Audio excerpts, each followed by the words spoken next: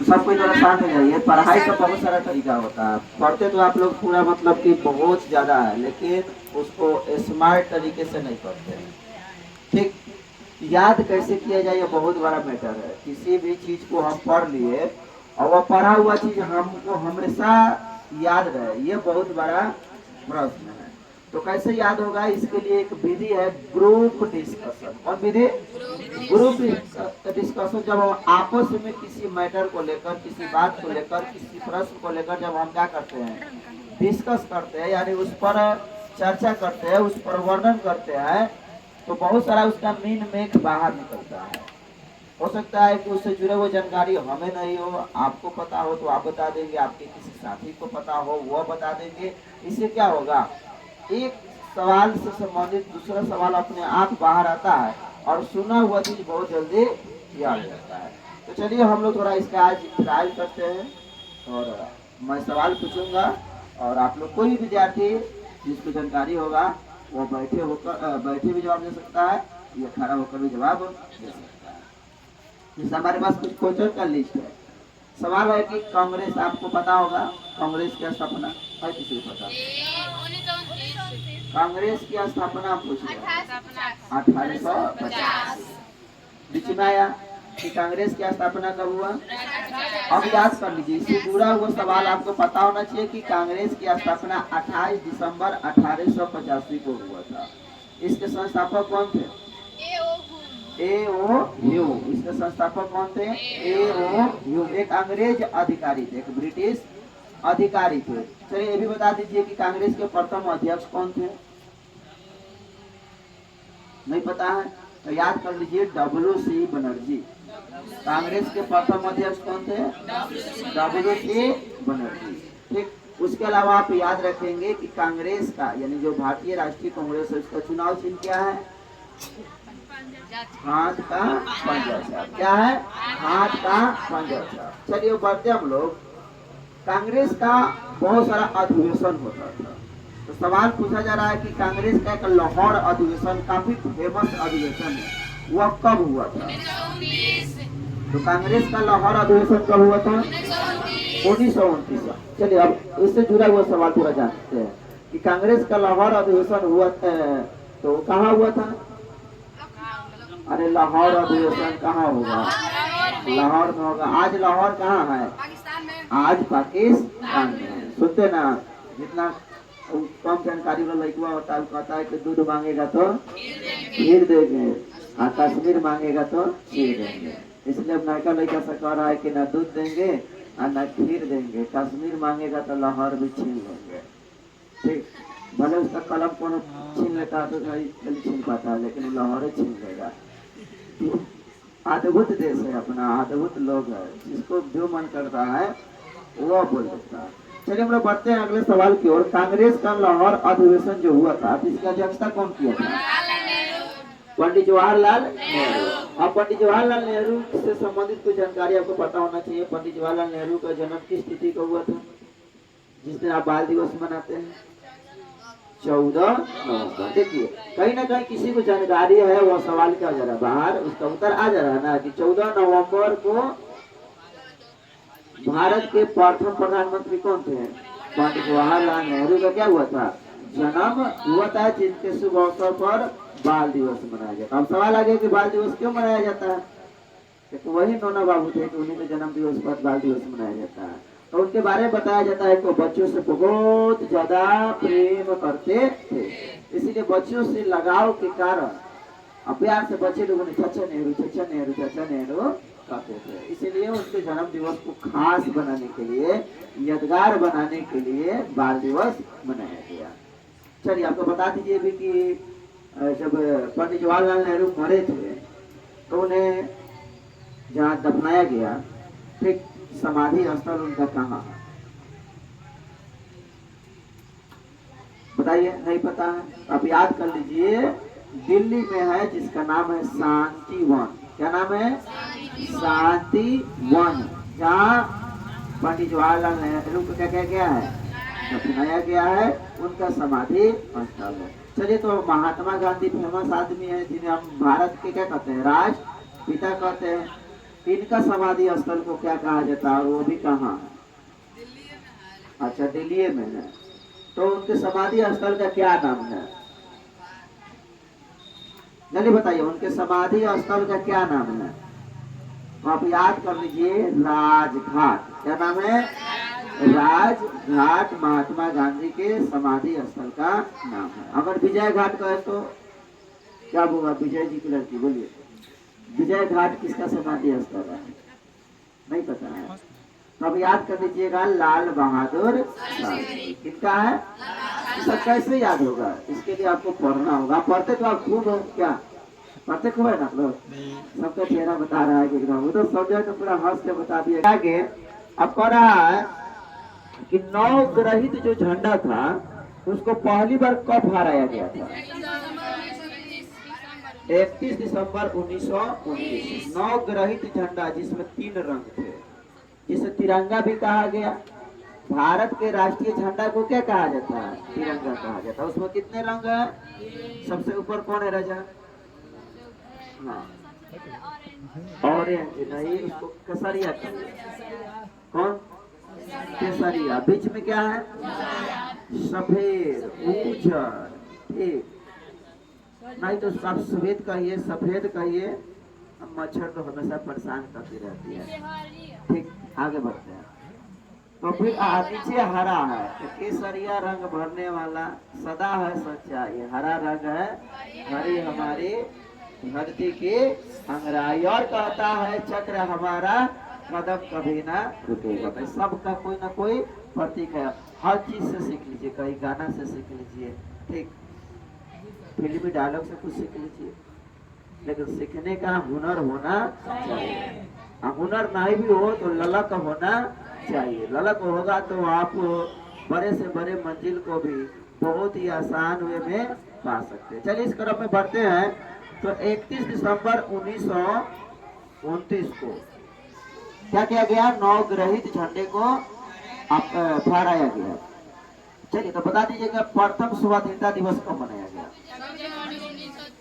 26 जनवरी 1930 को। इसीलिए भारत का संविधान आपको पता है 26 नवंबर 1949 को ही बनकर क्या हुआ था? तैयार हो गया था। लेकिन उसे लागू कब किया गया था? 26 जनवरी 1950 को। क्यों भैया? क्योंकि इसी दिन को खास बनाने के लिए, क्योंकि 26 जनवरी 1930 को पहली बार स्वाधीनता दिवस मनाया गया था। उस दिन को यादगार बनाने के लिए 26 जनवरी 1950 को भारत का क्या किया गया? संविधान लागू किया गया। वह भारत का संविधान जो दुनिया का सबसे बड़ा लिखित संविधान है, जिसके निर्माता हमारे पूजनीय, सबके पूजनीय भारत रत्न डॉक्टर भीमराव आम्बेडकर साहब है। चलिए इस क्रम में हम लोग आगे बढ़ते हैं। एक काफी फेमस घटना है भारतीय स्वतंत्रता संग्राम में, दांडी यात्रा। कौन यात्रा? दांडी यात्रा। दांडी यात्रा की शुरुआत आपको बताना है कि कब हुआ था? 12 मार्च। सब कोई नहीं बोल रहे हैं। 12 मार्च नहीं पता हो ना, जब कोई बोले तो उसको आप दोहरा दीजिए ना। दोहरा दीजिएगा तो क्या होगा? आपको याद हो जाएगा। बता दीजिए, दांडी यात्रा की शुरुआत कब हुआ था? अच्छा, दांडी यात्रा की शुरुआत हुआ था तो कहाँ से हुआ था? साबरमती आश्रम से। कहाँ से? साबरमती आश्रम से दांडी जो समुद्र की तट जो था वहां तक कुल कितने किलोमीटर की दूरी तय की गई? 322 किलोमीटर। हाँ, कहीं पर 240 किलोमीटर भी बताया जाता है। ठीक, तो 322 किलोमीटर आप क्या करेंगे? याद करेंगे। चलिए, महात्मा गांधी ने दांडी की जो यात्रा किया था तो उसमें कुल कितना दिन लगा था? 24।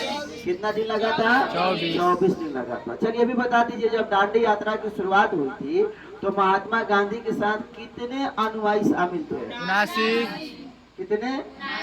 कहीं कहीं 72 भी देता है, लेकिन आप याद रखेंगे 79। कितने अनुयायी? 79। आपको पता है दांडी यात्रा क्यों हुआ था? दांडी खेलने के लिए? तो मैं निकला कर लेंगे, गांधी जी ने गाना गा रहे थे। ये दांडी यात्रा कौन सी के लिए शुरू हुआ था? नमक कानून को तोड़ने के लिए। सविनय अवज्ञा आंदोलन की शुरुआत किस घटना से मानी जाती है? तो आप याद रखेंगे, दांडी की यात्रा से सविनय अवज्ञा आंदोलन की शुरुआत मानी जाती है, जो कब हुआ? 12 मार्च 1930 को।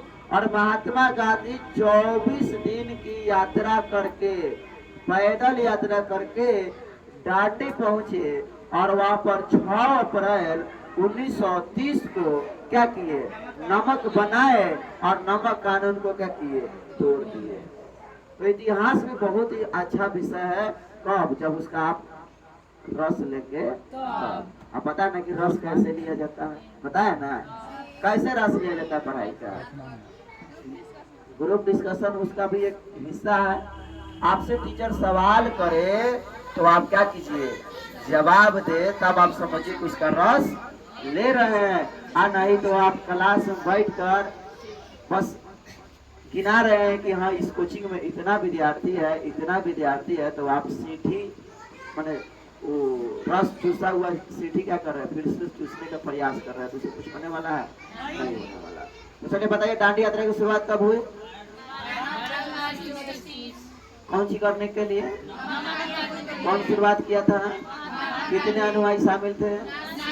कितने दिन की दूरी तय कर, कितने किलोमीटर की दूरी तय किया गया? 322। अब ये ना हुआ ग्रुप डिस्कशन का फायदा, आप लोग करे तो बढ़िया होगा। चलिए इस तरह में हम लोग आगे बढ़ते हैं। सवाल है कि गांधी जी की नमक सत्याग्रह का जो ये यात्रा था, तो इस यात्रा की तुलना नेपोलियन के एल्बा के पेरिस यात्रा से किया गया। नेपोलियन के एल्बा से लेकर वह पेरिस तक की यात्रा किया था नेपोलियन, तो उस यात्रा से गांधी जी की इस दांडी यात्रा की तुलना किया गया। तो आपसे पूछा जाएगा कि तुलना करने वाला वह व्यक्ति कौन था? कौन?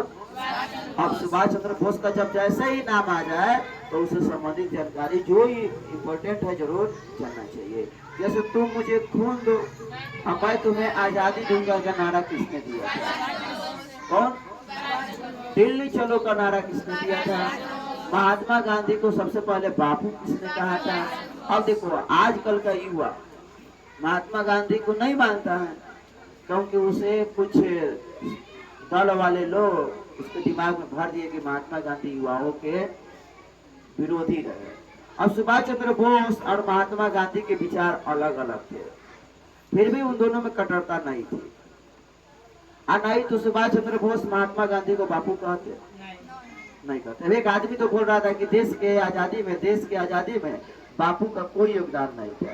देश के आजादी में बापू का कोई योगदान नहीं था। हम भी बुरा नहीं माने। हो सकता है वो अपने बापू के लिए कह रहा हो, क्या हो सकता है वो अपने बापू के लिए कह रहा हो? तो अद्भुत देश है साहब अपना।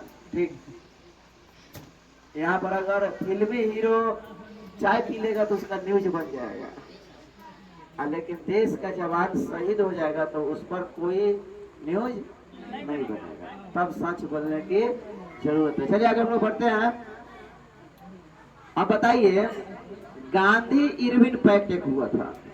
गांधी इरविन पैक्ट यानी महात्मा गांधी और लॉर्ड इरविन, महात्मा गांधी और लॉर्ड इरविन के बीच में एक समझौता हुआ था, जिसे गांधी इरविन समझौता के नाम से जाना जाता है। कब हुआ था बताइए?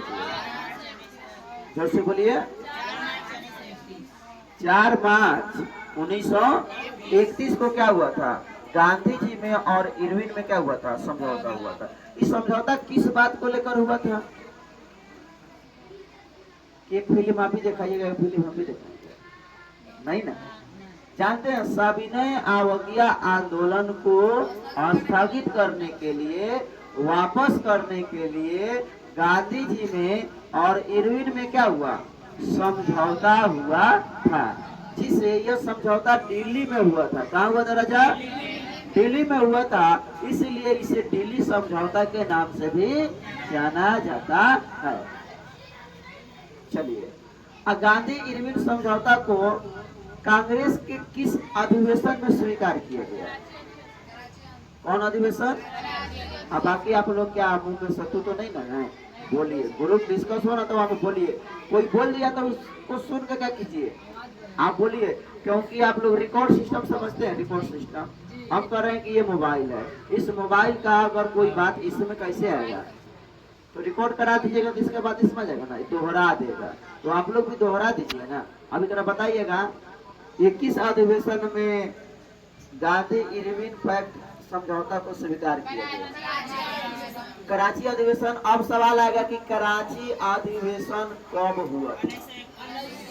कब हुआ था? अब कराची अधिवेशन की अध्यक्षता कौन किया था?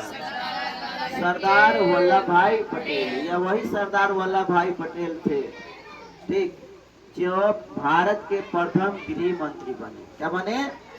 और भारत को एकीकृत करने में, भारत का एकीकरण करने में सरदार वल्लभ भाई पटेल का बहुत बड़ा हाथ है, मानी योगदान है। कौन सी है? हाँ। अब एगो बच्चा सवाल पूछा हुआ था एग्जाम में कि बताइए कि देश के आजादी में महात्मा गांधी का कितना बड़ा हाथ था, तो एक फोटो बना दिया, लिख दिया कितना बड़ा हाथ था। वैसा आप लोग नहीं कीजिएगा, क्योंकि आप लोग अच्छे बच्चे हैं, है ना? तो कितने अच्छे बच्चे हैं, हम लोग बढ़ते हम लोग आगे। हाँ तो एकदम ना, अब पूछा था कि प्रकाश संश्लेषण में क्रिया पर क्या करे, प्रकाश डाले। अब बच्चा लिख दिया नीचे प्रकाश संश्लेषण कॉपी पर, एक तरफ लाइट बना दिया, अब प्रकाश बता दिया, हो गया प्रकाश संश्लेषण, प्रकाश डाला गया। अद्भुत बच्चा सब।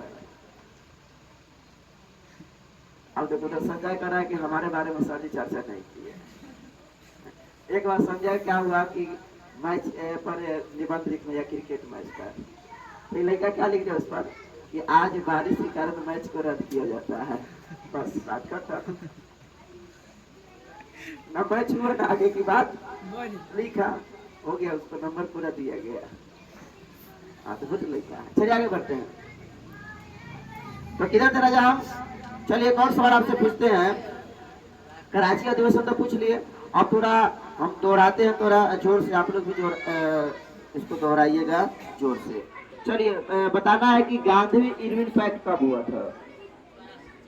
कितना समय लगेगा?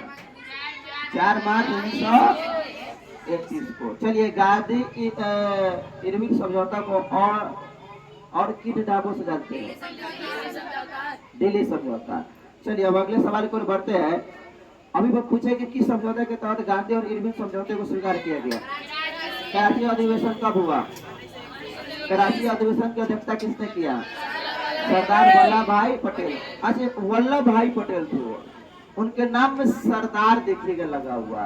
तो सवाल पूछता है कि वल्लभ भाई पटेल को सरदार की उपाधि किस आंदोलन में मिली? चलिए बोलिए, अब याद रख लीजिए, बारदोली सत्याग्रह हुआ था। कौन सत्याग्रह हुआ था? बारदोली सत्याग्रह हुआ था। और उसी सत्याग्रह में महिलाओं ने वल्लभ भाई पटेल को सरदार कहा था। क्या कहा था? तब जाके उनके नाम में क्या लग गया? सरदार वल्लभ भाई पटेल। सरदार वल्लभ भाई पटेल। चलिए हम लोग बढ़ते हैं आगे, और बताना है आपको कि कांग्रेस के किस अधिवेशन में गांधी जी को द्वितीय गोलमेज सम्मेलन में भाग लेने की अनुमति दी गई? तो कराची अधिवेशन में कि हाँ महात्मा गांधी आप जाइए द्वितीय गोलमेज सम्मेलन में भाग लेने। महात्मा गांधी गए भी, लेकिन यह सम्मेलन सफल नहीं हुआ। अब चलिए बताइए कि 3 गोलमेज सम्मेलन हुआ है। कितने गोलमेज सम्मेलन हुआ है? तो बताइए प्रथम गोलमेज सम्मेलन कब हुआ? 12 नवंबर 1930। चलिए बहुत अच्छा। द्वितीय भी बता दीजिए। 7 नवंबर 1901। अच्छा ठीक, 7 सितंबर 1931। बहुत सुंदर। तृतीय बता दीजिए। तो 30, 31 और 32। प्रथम हुआ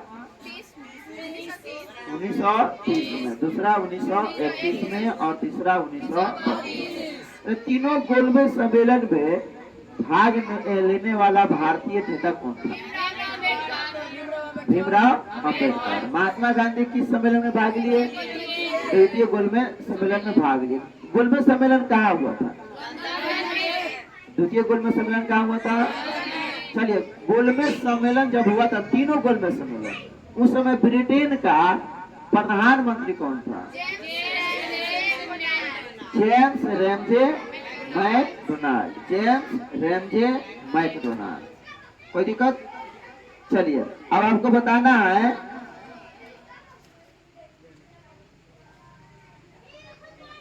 महात्मा गांधी पुनः दूसरी बार सविनय अवज्ञा आंदोलन की शुरुआत कब की है? 3 जनवरी 1932। क्यों किया? क्योंकि उनको गोलमेज सम्मेलन में सफलता मिला था, इसलिए उन्होंने क्या किया? ले भाई एक और सविनय तुम झेलो। सविनय अवज्ञा आंदोलन, देखो इसका अर्थ है सविनय, विनय के साथ अवज्ञा माने अवहेलना, हम किसी के आज्ञा को नहीं मानेंगे। ठीक, उसी को कहा जाता है सविनय अवज्ञा आंदोलन। तो चलिए, 3 जनवरी 1932 को सविनय अवज्ञा आंदोलन को दूसरी बार क्या गया? शुरू किया गया। तो क्या आप पहली बार भूल गए कि पहली बार याद है कि पहली बार कब शुरुआत है? सविनय अवज्ञा आंदोलन की शुरुआत पहली बार कब हुआ था? 12 मार्च 1930 को दांडी यात्रा से। कौन यात्रा से? दांडी यात्रा से ही क्या हुआ? सविनय अवज्ञा आंदोलन की शुरुआत हुई थी। चलिए, अंतिम रूप से फाइनल, अंतिम रूप से सविनय अवज्ञा आंदोलन को वापस कब लिया गया? 7, चलिए याद रखेंगे, 7 अप्रैल 1934 को अंतिम रूप से सविनय अवज्ञा आंदोलन को वापस ले लिया गया। चलिए, काफी फेमस क्वेश्चन है, हर बच्चा को जानना चाहिए। हमारे देश के 3 महान क्रांतिकारी, आपको पता हो गया होगा किसका नाम लेने वाले हैं? सुखदेव, बोलिए थोड़ा, और राजगुरु। सुखदेव, भगत सिंह और राजगुरु, ये तीनों व्यक्ति को एक ही तिथि को फांसी की सजा मिली थी। अब बताइए वो कौन सा काला दिन था? उसको काला दिन ही कहा जाए। तो 23 मार्च 1931 को किसको सुखदेव, भगत सिंह और राजगुरु को फांसी की सजा मिली थी। तो बोलिए, फांसी से अगर ये लोग डरता तो आज भगत सिंह, राजगुरु और सुखदेव को कोई जागता? एक बार कोई पूछा भगत सिंह के, क्या भगत क्या कर रहे हो? तो भगत सिंह बोल रहा है कि हम बंदूक बोल रहे हैं। ठीक, तुमसे पूछेंगे तो तुम कहेगा कि हम मुरई बोल रहे हैं, वो कह रहे कि हम बंदूक बोल रहे हैं।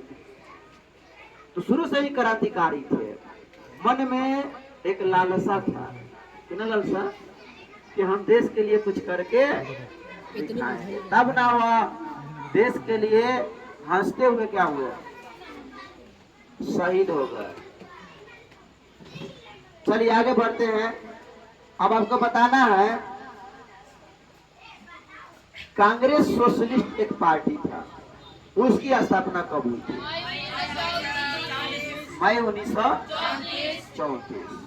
ठीक, चलिए तो एक और बता दीजिए, अखिल भारतीय किसान सभा, काफी इंपॉर्टेंट क्वेश्चन है। अखिल भारतीय किसान सभा का गठन कब हुआ था?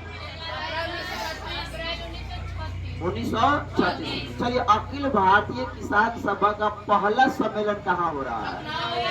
कब हो रहा है? अखिल भारतीय किसान सभा का अध्यक्ष कौन था?